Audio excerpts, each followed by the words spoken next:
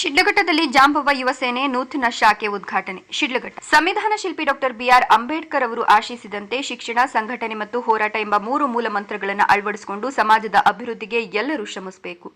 ದಲಿತ ಸಮುದಾಯಗಳು ಸಂಘಟಿತರಾದಾಗ ಮಾತ್ರ ತಮ್ಮ ಹಕ್ಕುಗಳನ್ನು ಸಮರ್ಥವಾಗಿ ಪಡೆಯಲು ಸಾಧ್ಯ. ಸರ್ಕಾರದ ಸೌಲಭ್ಯಗಳು ಕಟ್ಟಕಡೆಯ ವ್ಯಕ್ತಿಗೂ ತಲುಪುವಂತೆ ಮಾಡುವುದೇ ನಮ್ಮ ಗುರಿ ಅಂತ ಜಾಂಬವ ಯುವ ಸೇನೆ ಸಂಸ್ಥಾಪಕರು ಹಾಗೂ ರಾಜ್ಯಾಧ್ಯಕ್ಷರಾದ ಡಾಕ್ಟರ್ ಎಸ್ಎಂ ರಮೇಶ್ ಚಕ್ರವರ್ತಿ ಹೇಳಿದರು. ಮೊದಲಿಗೆ ನಗರದ ಇಂದಿರಾ ಕ್ಯಾಂಟೀನ್ ಬಳಿಗೆ ಆಗಮಿಸಿದ ಡಾಕ್ಟರ್ ಎಸ್ಎಂ ರಮೇಶ್ ಚಕ್ರವರ್ತಿ ಹಾಗೂ ಗಣ್ಯರನ್ನ ಸ್ಥಳೀಯ ಮುಖಂಡರು ಹಾಗೂ ಕಾರ್ಯಕರ್ತರು ಹೂಗುಚ್ಛ ನೀಡಿ ಪ್ರೀತಿಯಿಂದ ಸ್ವಾಗತಿಸಿದರು. ಈ ಸಂದರ್ಭದಲ್ಲಿ ನೆರೆದಿದ್ದ ನೂರಾರು ಜನ ಬೆಂಬಲಿಗರು ಘೋಷಣೆಗಳನ್ನು ಕೂಗಿ ಸಂಭ್ರಮಿಸಿದರು. ಸಮಾಜ ಕಲ್ಯಾಣ ಇಲಾಖೆಯ ಆವರಣದ ಬಳಿ ನೂತನ ನಾಮಫಲಕವನ್ನು ಡಾಕ್ಟರ್ ಎಸ್ಎಂ ರಮೇಶ್ ಚಕ್ರವರ್ತಿ ಅವರು ಉದ್ಘಾಟಿಸಿದರು.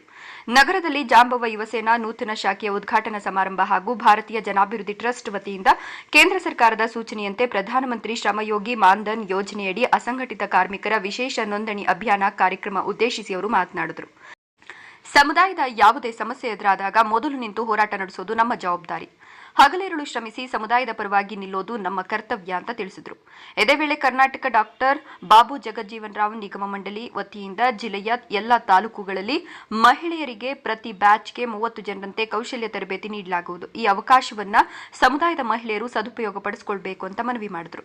ಕಾರ್ಯಕ್ರಮದ ಭಾಗವಾಗಿ ಸರ್ಕಾರಿ ಶಾಲಾ ವಿದ್ಯಾರ್ಥಿಗಳಿಗೆ ನೋಟ್ಬುಕ್ಗಳನ್ನು ಹಾಗೂ ಮಹಿಳೆಯರಿಗೆ ಸೀರೆಗಳನ್ನು ವಿತರಿಸಲಾಯಿತು.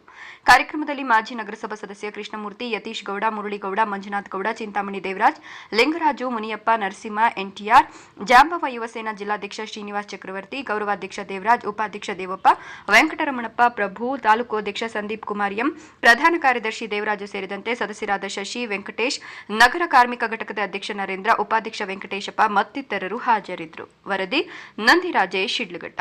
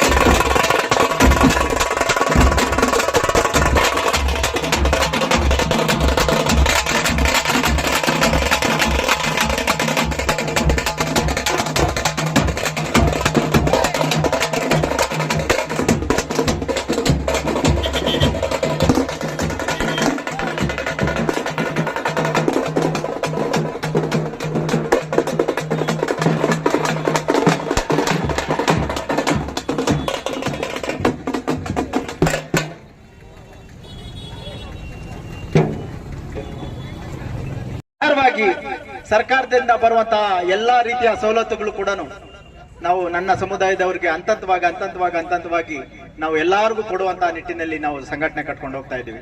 ಇವತ್ತು ದಿನದಲ್ಲಿ ಮೊದಲನೇ ಬಾರಿಗೆ ಭಾರತೀಯ ಜನಾಭಿವೃದ್ಧಿ ಟ್ರಸ್ಟ್ ನಾನೇ ಸಂಸ್ಥಾಪಕನಾಗಿ ಅಧ್ಯಕ್ಷನಾಗಿ ಕೂಡ ಅದರಲ್ಲೂ ನಾನೇ ಇದ್ದೇನೆ. ಆ ಒಂದು ಇದರಲ್ಲಿ ನಾನು ಇವತ್ತು ಎಲ್ಲಾ ಹೆಣ್ಣು ಮಕ್ಕಳಿಗೆ ಸೀರೆ ಕೊಡೋದಾಗಿರ್ಬೋದು, ಬುಕ್ಸ್ ಕೊಡೋದಾಗಿರ್ಬೋದು, ಪೆನ್ಸಿಲ್ ಕೊಡೋದಾಗಿರ್ಬೋದು, ಈ ಇಷ್ಟು ಕಾರ್ಯಗಳನ್ನು ಆಯೋಜನೆಗೆ ಎಲ್ಲಾ ಆಸೀನರಾಗಿರುವಂತಹ ನಮ್ಮ ಜನಸೇನಾ ಸಂಘಟನೆ ಪಕ್ಷದ ವತಿಯಿಂದ ಬಂದಿರುವಂತವರು, ರಾಜಕಾರಣಿಗಳಾಗಿರ್ಬೋದು, ಹೆಣ್ಣು ಮಕ್ಕಳಾಗಿರ್ಬೋದು, ವಿಚಾರವಾದಿಗಳು, ಬುದ್ಧಿಜೀವಿಗಳು ಎಲ್ಲರಿಗೂ ಕೂಡ ನನ್ನ ಹೃತ್ಪೂರ್ವಕವಾದ ಅಭಿನಂದನೆಗಳು ಹೇಳ್ತಾ, ನನ್ನ ಹೋರಾಟ ನನ್ನ ಉಸಿರಿರೋ ತನಕ ನನ್ನ ಸಮುದಾಯದ ಪರವಾಗೇ ಇರುತ್ತೆ. ನನ್ನ ಜೊತೆಯಲ್ಲಿ ನಾನೊಬ್ಬನಲ್ಲ, ನನ್ನ ಒಂದು ಶ್ರಮ ಏನೇನೂ ಇರೋದಿಲ್ಲ. ಇವತ್ತು ದಿನದಲ್ಲಿ ಇವತ್ತು ನನಗೆ 4 ಕಂಬಗಳ ತರ ನೋಡಿ, ಈ ಕಡೆ ಒಂದು 4 ಕಂಬಗಳು ನಿಂತವೆ, ಈ ಕಡೆ ಒಂದು 4 ಕಂಬಗಳು ನಿಂತವೆ. ಇವೇ ನನ್ನ ಆಧಾರ ಮತ್ತೆ ನನ್ನ ಧೈರ್ಯ. ಇಲ್ಲಿ ಆಸೀನರಾಗಿರೋರು ಏನಿದ್ದಾರೆ, ಕುದುರೆ ಲಾಳಗಳಿದ್ದಂಗೆ. ಕುದುರೆ ಮೇಲೆ ನಾನು ಕೂತಿದ್ದೀನಪ್ಪ, ಇದು ಹೆಂಗ್ ಹೋಗ್ಬೇಕು ಅಂತಂದ್ರೆ ಬಾಬಾ ಸಾಹೇಬ್ ಅಂಬೇಡ್ಕರ್ ಅವರು ರಥ ತಗೊಂಡ್ಬಂದು ಬಿಟ್ಟಿದ್ದಾರೆ, ಇದನ್ನ ಹೆಂಗ್ ಹೇಳ್ಕೊಂಡು ಹೋಗೋಣಪ್ಪ ಅಂತಂದ್ರೆ ಇಷ್ಟೂ ಜನ ಕೈ ಹಾಕಿ ಆ ರಥವನ್ನು ಮುಂದ್ಗಡೆ ಹೇಳ್ಕೊಂಡು ಹೋಗಂತಹ ಕಾರ್ಯವನ್ನು ಮಾಡ್ತಾ ಇರುವಂತಹ ಎಲ್ಲರಿಗೂ ಅಭಿನಂದನೆಗಳು ಹೇಳ್ತಾ, ರಾಜ್ಯ ಸರ್ಕಾರಕ್ಕೆ ಜಾಂಬವ ಯುವ ಸೇನೆ ಸಂಘಟನೆ ವತಿಯಿಂದ ಮನವಿ, ಒಳ ಮೀಸಲಾತಿ ವಿಚಾರವಾಗಿ ಕುಲಕಂಟಕರು ಕೆಲವರು ಸಮುದಾಯ ಹೆಸರು ಹೇಳ್ಕೊಂಡು ರಾಜಕೀಯವಾಗಿ ಆಗಿರ್ಬೋದು, ಸಂಘಟನೆಯಲ್ಲಿ ಬೆಳೆದಿರುವಂತಹ ಕುಲಕಂಟಕರು ಒಳ ಮೀಸಲಾತಿ ಜಾರಿ ಪೂರ್ಣವಾಗಿ ಜಾರಿ ಆಗಿಲ್ಲ ಅಂತಂದ್ರೂ ಕೂಡ ಇಡೀ ರಾಜ್ಯದಲ್ಲೂ ಅಲ್ಲಲ್ಲಿ ಸಭೆಗಳನ್ನು ಸೇರಿಸಿ ಒಳ ಮೀಸಲಾತಿ ಜಾರಿ ಮಾಡಿಬಿಟ್ರು ಕಾಂಗ್ರೆಸ್ ಪಕ್ಷದವರು. ಅವ್ರಿಗೆ ಬೆಂಬಲ ಕೊಡಬೇಕು. ಮತ್ತೆ ಇನ್ನೇನು ಬಂತು, ಮುಗೀತು ಪಂಚಾಯತಿ ಎಲೆಕ್ಷನ್ ಮುಗೀತು. ಏನ್ ದೇವರಾಜಣ್ಣ, ಇನ್ಮೇಲಾದ್ರೂ ಸ್ವಲ್ಪ ಸಮಾಧಾನವಾಗಿರ್ತಾರೆ. 6 ಗಂಟೆ ಆದ್ರೆ ಓಡೋಗ್ಬೇಕು ನೆರೆಗ ಕೆಲಸ. ನಮ್ಮ ಅಣ್ಣಂದು ಪಂಚಾಯತಿದು ಮುಗೀತು. ಇನ್ನ ನಮ್ಮ ಕೃಷ್ಣಮೂರ್ತಿ ಅಣ್ಣವ್ರದ್ದು ನಿಮ್ದು ಮುಗ್ದೋಯ್ತಾ, ಕೌನ್ಸಿಲರು ಮುಗ್ದೋಯ್ತು. ಮತ್ತೆ ಬರ್ಬೇಕಲ್ಲ. ಈ ಕುಲಕಂಠರು ನಮ್ಮನ್ನೇ ಕೆಡಿಸೋದು, ನಮ್ಮ ಸಮುದಾಯದ ಹೆಣ್ಣು ಮಕ್ಕಳಿಗೆ ಏನ್ ಮಾಡೋದು? ನಾನ್ ನೋಡಿ ತಾಯಿ, ನಿಮ್ಮ ರಕ್ಷಣೆಗೆ ನಿಮ್ಮ ಮನೆ ಮಗನಾಗಿ ನಾನು ಬಂದಿದ್ದೇನೆ ಹೊರತುಪಡಿಸಿ ಯಾವುದೇ ರಾಜಕೀಯ ಪರವಾಗಿ ನಾನಿಲ್ಲ. ಯಾಕಂತಂದ್ರೆ ತಿಂದ ತಟ್ಟೆಗೆ ಉಚ್ಚ ಮಾಡುವಂತ ಕೆಲ ಸಮುದಾಯದವರಾಗಿರ್ಬೋದು, ಕೆಲ ಜನಗಳಾಗಿರ್ಬೋದು. ಏನಕ್ಕೆ ವಿಚಾರ ಹೇಳ್ತೀನಪ್ಪ ಅಂತಂತಂದ್ರೆ, ಪಾಪ ರಾಜುಗೌಡ ಅವರು ಇದೇ ನಿಮ್ಮ ಶಿಲ್ಘಟ್ಟಲ್ಲಿ ಏನೋ ಬಾಯ್ ತಪ್ಪಿ ಏನೋ ಮಾಡಿದಿರೋ ತಪ್ಪು ಅವ್ರು ಮಾಡಿಲ್ಲ. ಪಾಪ ಆತನ್ನ ಫುಟ್ಬಾಲ್ ಆಡಿಸ್ದಂಗೆ ಆಡಿಸ್ಬಿಟ್ರು ಎಲ್ಲರೂ ಸೇರಿ. ನಾವು ಯಾವುದೇ ಪಕ್ಷದ ಪರ ಅಥವಾ ವಿರೋಧ ಹೇಳ್ತಾ ಇಲ್ಲ. ಎಷ್ಟು ಸೇವೆ ಮಾಡಿದ್ರು ಕೂಡ ಅಲ್ಲಲ್ಲಿಗೆ ಬಿಡ್ತಾರೆ, ಬಿಟ್ರೆ ಮುಂದೆ ಅದನ್ನ ಎತ್ಕೊಂಡು ಹೋಗೋದಿಲ್ಲ. ಆ ವ್ಯಕ್ತಿ ಏನೋ ಮೇಡಮ್ ಅವರೇ, ಮುನ್ಸಿಪಲ್ ಕಮಿಷನರ್ ಅವರೇ ಆಯ್ತು, ನಾನು ಕ್ಷಮೆನೆ ಅವರು ಕೇಳಿದ ಕ್ಷಮೆಗೆ ನಾನು ಅಪೇಕ್ಷೆ ತಗೊಂತೀನಿ ಬಿಡಿ ಅಂತಂದ್ರು ಕೂಡ ಕೆಲವು ಸಂಘಟನೆಗಳೇ ಆಗಿರ್ಬೋದು, ಕೆಲವು ನಾಯಕರುಗಳೇ ಆಗಿರ್ಬೋದು, ಕೆಲವು ಹೋರಾಟಗಾರ ಪಾಪ ಅವರು ಕೂಡ ಸಂಘಟನೆಗೆ, ಯಾವುದೇ ಸಂಘಟನೆ ಆಗಿರ್ಲಿ, ಯಾವುದೇ ಜನಾಂಗದವರಾಗಿರ್ಲಿ, ಯಾರಾಗಿರ್ಲಿ, ಎಲ್ಲ ಸರ್ವಧರ್ಮಕ್ಕೂ ಕೂಡ ಶಾಂತಿಯುತವಾದಂತಹ ಹೋರಾಟದಲ್ಲಿ ಪಾಲ್ಗೊಂಡಂತಹ ವ್ಯಕ್ತಿ ರಾಜೀವ್ ಗೌಡ್ರು. ನನಗೆ ವೈಯಕ್ತಿಕವಾಗಿ ಆತನ ಪರಿಚಯನೂ ನನಗೆ ಜಾಸ್ತಿ ಇಲ್ಲ. ನಮ್ದೇ ತಾಲೂಕು, ಮಂಡೂರು ತಾಲೂಕು ಆಗಿದ್ರು ಕೂಡ ಜಾಸ್ತಿ ಅವ್ರು ನೋಡೂ ಇಲ್ಲ ನಾನು. ಹಾಗಾಗಿ ಏನಕ್ಕೆ ವಿಚಾರ ಬಂತು ಅಂತಂದ್ರೆ, ಪಕ್ಷದ ಪರವಾಗ್ಲಿ ಪಕ್ಷದ ವಿಚಾರವಾಗ್ಲಿ ಮಂಡನೆ ಮಾಡಕ್ಕೆ ನಾನು ಬಂದಿಲ್ಲ. ನನ್ನ ಸಮುದಾಯದ ಹೆಣ್ಣು ಮಕ್ಕಳ ಮಾನಕ್ಕಾಗಿ, ಪ್ರಾಣಕ್ಕಾಗಿ, ನನ್ನ ಸಮುದಾಯದ ವಿಚಾರಕ್ಕಾಗಿ 94C ಅರ್ಜಿ ಹಾಕೊಂಡಿರುವಂತಹ ಎಷ್ಟೋ, ಇವಾಗ ಶ್ರೀರಾಮಣ್ಣ ಅವನಿಗೆ ಮನೆನೇ ಇಲ್ಲ, ಇನ್ನೂ ಮನೆ ಇಲ್ಲ. ನಮ್ಮ ಕೃಷ್ಣಮೂರ್ತಿ ಅಣ್ಣವರು ಇವರೆಲ್ಲಾನು ಅವ್ರಿಗೆ ಮನೆ ಮಾಡ್ಕೊಡ್ಬೇಕು, ನಾಗನರಸಿಂಹ ಮನೆ ಮಾಡ್ಕೊಡ್ಬೇಕು ಅಂತೇಳಿ ಅವ್ರ ಹತ್ರ ಎಲ್ಲ ಹೇಳ್ತಾ ಇದ್ದಾರೆ. ಇನ್ನೂ ಮನೆನೇ ಇಲ್ಲ. ಎಷ್ಟೋ ಜನಗಳಿಗೆ 94C ಅರ್ಜಿ ಹಾಕೊಂಡಿದ್ರೆ ಹಕ್ಕುಪತ್ರಗಳೇ ಕೊಟ್ಟಿಲ್ಲ, ಮಶಾಣ ಇಲ್ಲ. ದೇವಣ್ಣ ಬನ್ನಿ ಇಲ್ಲೇ, ವೇದಿಕೆಗೆ ಬರ್ಬೇಕು, ಬನ್ನಿ ಇಲ್ಲೇ ನೀವು ಮೊದ್ಲಿಲ್ಲೇ.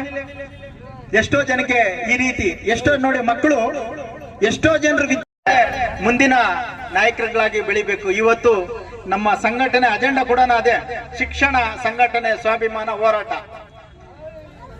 ಇದು ನಮ್ಮಲ್ಲಿ ಉಡ್ಕೊಂಡಿದ್ದೀವಿ. ನನ್ನ ಜೊತೆಯಲ್ಲಿರೋ ಪ್ರತಿಯೊಬ್ಬರು ಅಷ್ಟೇ ನಿಸ್ವಾರ್ಥದಿಂದ ಇವತ್ತಿಷ್ಟು ಜನ ಹೆಣ್ಣು ಮಕ್ಕಳನ್ನ ಕರೆಸಿ, ನಮ್ಮ ದೇವಣ್ಣವರು, ದೇವರಾಜಣ್ಣವರು, ಸಂದೀಪ್ ಅವರು, ನಮ್ಮ ಮುನ್ರಾಜ್ ಅವರು, ನಮ್ಮ ನರೇಂದ್ರ ಅವರು ಸೇರಿ ಊಟದ ವ್ಯವಸ್ಥೆ ಎಲ್ಲ ಪೂರ್ತಿ ಅವ್ರ ಯಾರೊಬ್ರು ₹1 ಕೊಡೋದು ಬೇಡ, ನಾವು ಮಾಡ್ತೀರಿ. ಡಿಜಿಟಲ್ ಟಿವಿ ಹಾಕ್ಸ್ಬೇಕು, ನಾನು ಮಾಡ್ತೀನಿ.